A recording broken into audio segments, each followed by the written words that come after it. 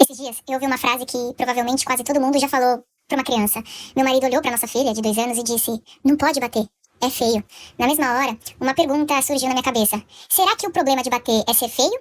Ou é que bater machuca? Porque quando a gente para pra pensar, bater nunca foi um problema por causa da aparência. Bater é um problema porque é provocador. E foi aí que eu percebi uma coisa. A maioria de nós cresceu acreditando que o problema de um comportamento era ele ser bonito ou feio. Não chora, é feio. Que feio responder, é feio bater. Mas eu confesso que depois que eu me tornei mãe, eu percebi que essa nunca foi a pergunta mais importante. Eu acredito que a verdadeira pergunta seja: o que esse comportamento produz nas relações? Porque bater machuca, mentir quebra a confiança, gritar assusta, empurrar invade o corpo do outro. E talvez a gente tenha passado tempo demais ensinando que alguns comportamentos são feios, quando o que realmente importa é ensinar que eles têm consequências. Existe uma diferença muito importante entre duas formas de educar. Dizer apenas que feio ensina muito pouco. E antes que alguém pense que eu tô dizendo aqui que a criança não precisa de limite, ela precisa.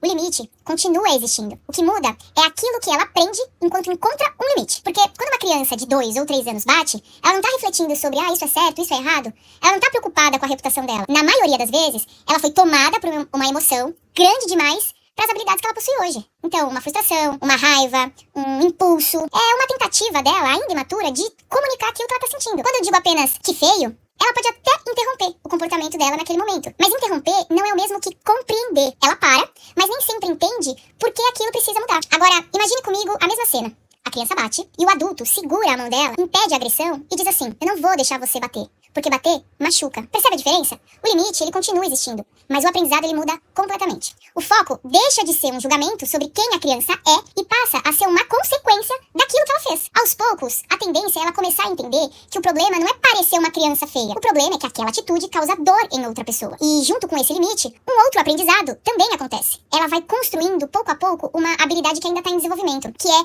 a capacidade de sentir uma emoção sem precisar machucar alguém. Pode ser que isso pareça apenas uma troca de palavras, mas não é, porque as palavras, elas revelam aquilo que a gente tá tentando ensinar. Se eu ensino apenas que o comportamento é feio, a minha filha pode aprender a evitar o julgamento. Mas quando eu ajudo ela a compreender o impacto das próprias atitudes, eu começo a formar consciência. E a pergunta que todos nós possamos levar pra casa a partir disso é: quando eu corrijo uma criança, o que realmente eu quero que ela aprenda? A evitar um rótulo ou a compreender que toda atitude produz um efeito na vida de alguém? Porque um dia, nós não estaremos ao lado dos nossos filhos para dizer o que pode e o que não pode. O que vai acompanhá-los é aquilo que eles compreenderam. E quando a educação gira apenas em torno do que é feio, a criança pode aprender a evitar o julgamento. Mas quando ela compreende o impacto das próprias atitudes, ela tem mais chances de fazer boas escolhas, mesmo quando ninguém estiver olhando. Sabe de uma coisa? A obediência, sozinha, ela pode fazer uma criança parar, mas é a consciência que a ajuda a escolher. E, no fim das contas, educar não é formar crianças que tenham medo do julgamento. É formar adultos capazes de reconhecer o impacto das próprias escolhas e, por isso, escolher cuidar do outro.